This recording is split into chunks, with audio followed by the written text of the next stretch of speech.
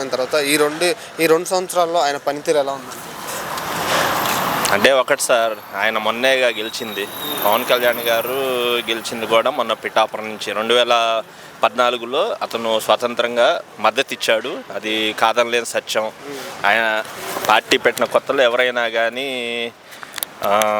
సీనియర్స్కి అవకాశం ఇవ్వాలని చూస్తారు. ఎందుకంటే పుట్టినప్పుడే ఒకేసారి ఎవరు పెద్దోళ్ళు గారుగా ఆటుపోట్లు స్టెప్ బై స్టెప్ వస్తూ పోవాలి ఎవరైనా కానీ. ఇప్పుడు ఆయన అదే పొజిషన్లో ఉన్నాడు. ఇప్పుడు వాస్తవంగా అయితే ఇప్పుడు కొంచెం అతనికి చాలా మెచ్యూరిటీ వచ్చింది. రాబోయే రోజుల్లో అతని పాత్ర కంపల్సరీగా ఉంటుంది. ఆంధ్రప్రదేశ్ వరకు తెలంగాణ కూడా పోటీ చేస్తా అంటున్నారు కదా, అక్కడ ఎంత ప్రభావం చూపించింది అనుకుంటున్నారు?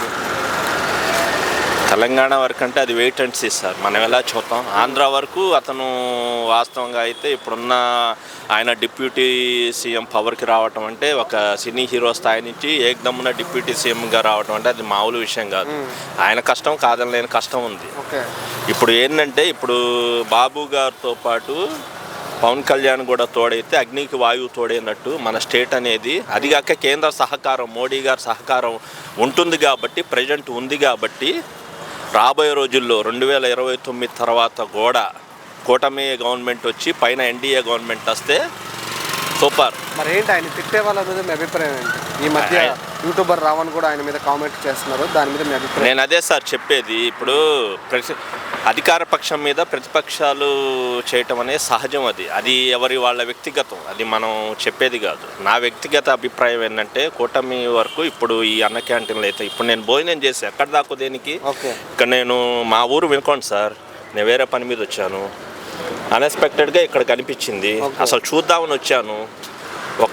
ఒక ప్లేట్ తీసుకున్నామని కూడా 3 ప్లేట్ తీసుకున్నా. అంటే అంత ఐటమ్ బాగుంది, అంటే అంత నీట్గా శుచిగా శుభ్రంగా. ఓవరాల్గా పవన్ కళ్యాణ్ మీద ఒక్క మాటలో మీ అభిప్రాయం అంటే ఏం చెప్తారు?